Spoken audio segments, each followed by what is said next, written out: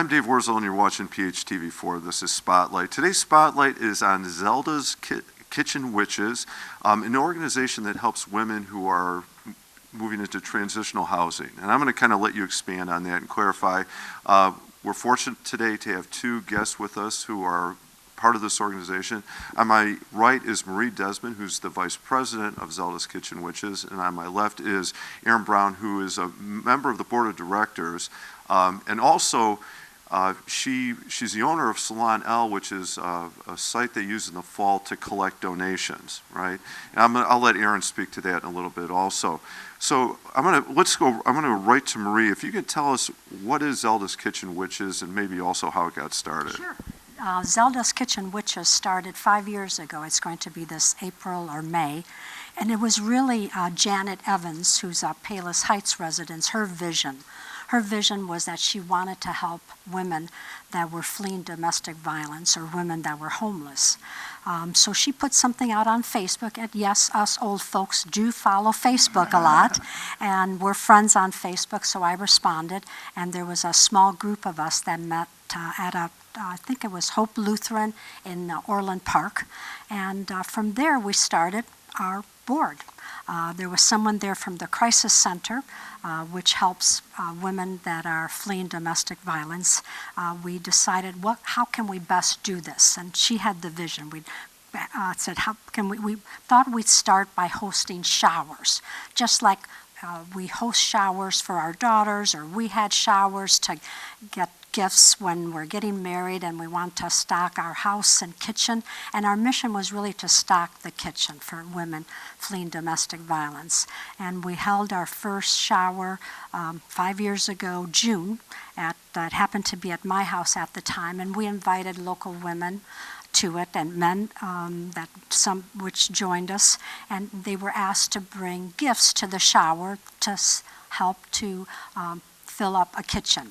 That was the first one, and from there were several other ones, and we worked very, very closely with the Crisis Center, whose mission is to provide help for these women. And when a woman was ready to move into transitional housing, they would contact us, and we had a list of items that we had, and she would check off those items, and we would deliver them to the Crisis Center, and they would move them into this to their apartment. Along with, as we moved on, and our word spread, Home to Home, which is out of Hinsdale, we started working with them too, and both the Crisis Center and Home to Home help to find the people in need and also make sure that of what their needs are. So we work very closely with both of those agencies, and as well as the Suburban Service League. And to date, we have helped to stock over 200 kitchens.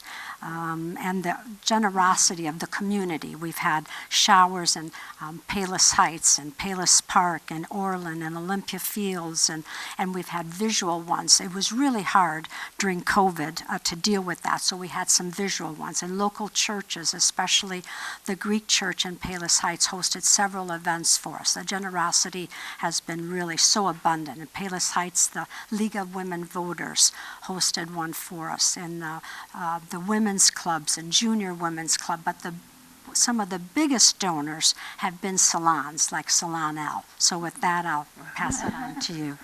You know, you mentioned several things there that I think are so important to kind of draw attention to, and Erin, maybe you want to speak to this, and Marie, you want to speak to it.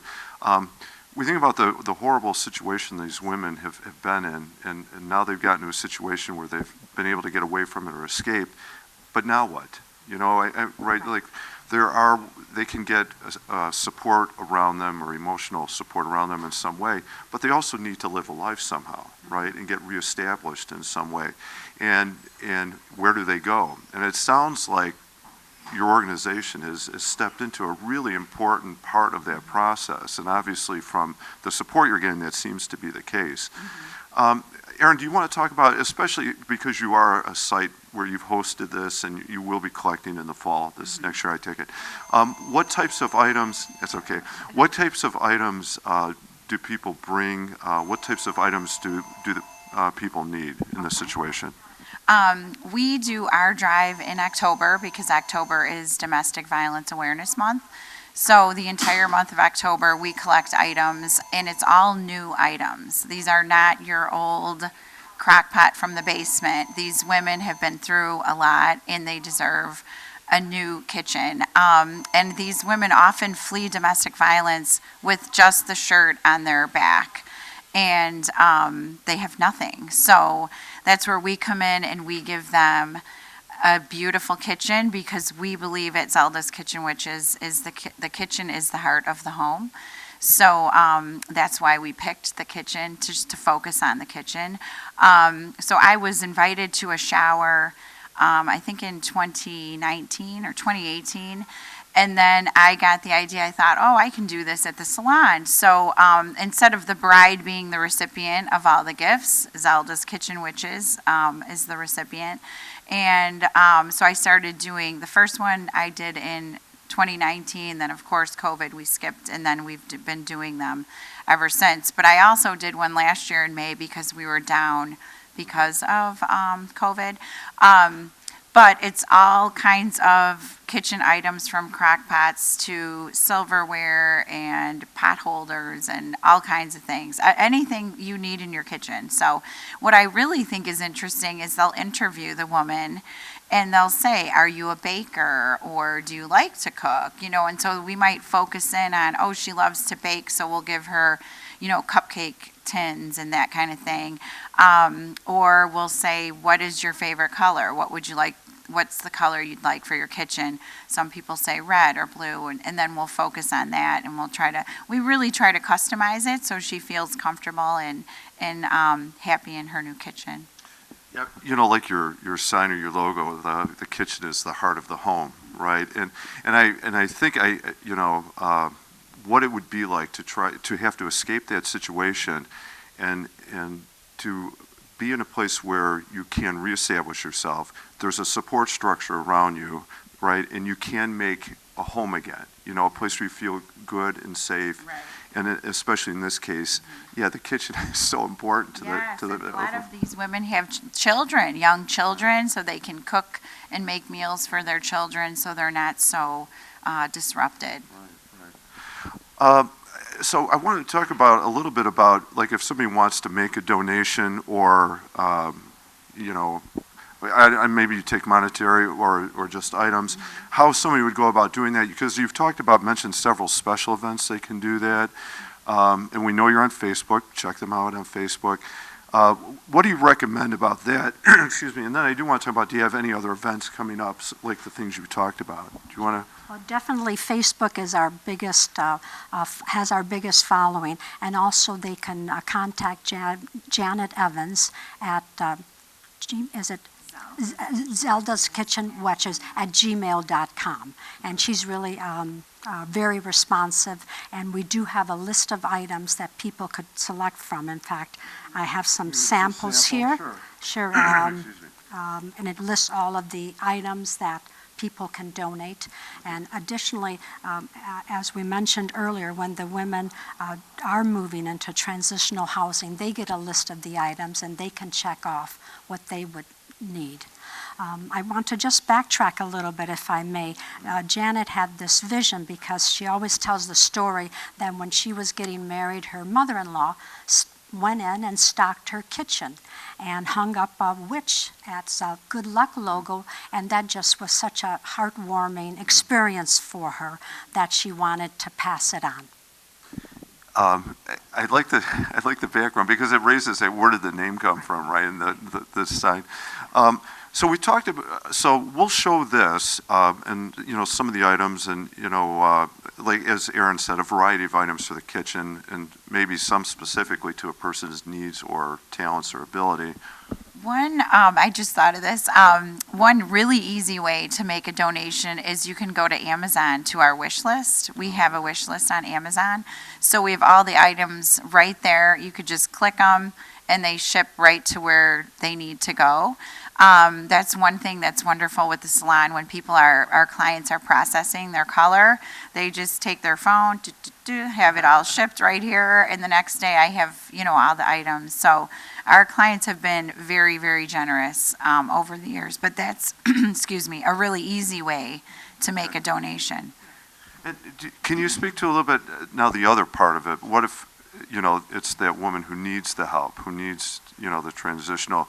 Are you working with the organizations that place them, or can they contact you directly? No, we work strictly with the organizations, Crisis Center, Home to Home, and Suburban Service League, because they help to make sure that we help the people that are in need and are reaching out, because through them, they not only get the material goods like the pots and pans and so on, but they get the social emotional support that they need. So it's help all the way around.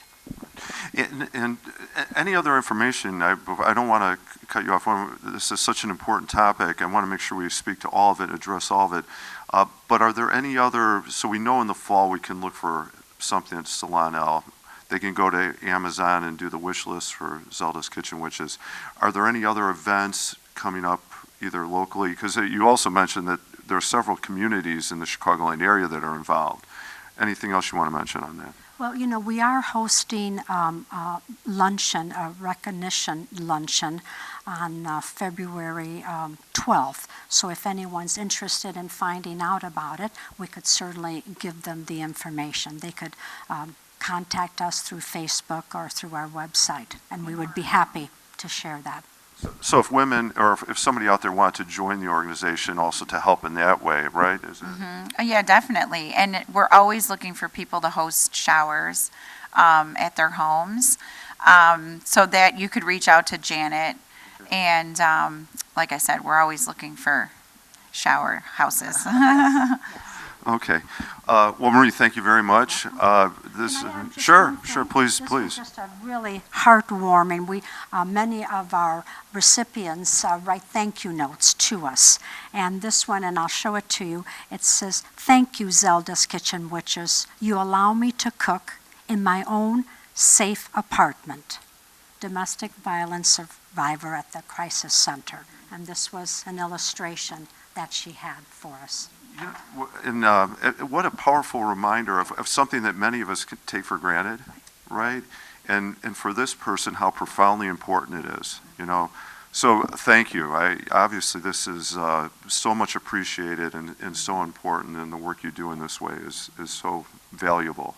So thank you, Marie. Thank you, Aaron, and your organization. Wish you the luck in continuing to pursue and be a service in this way. Thank you. I'm Dave Worzel, and you've been watching Spotlight. Spotlight has been on Zelda's Kitchen Witches, an organization that helps women into transitional housing. Thank you for watching.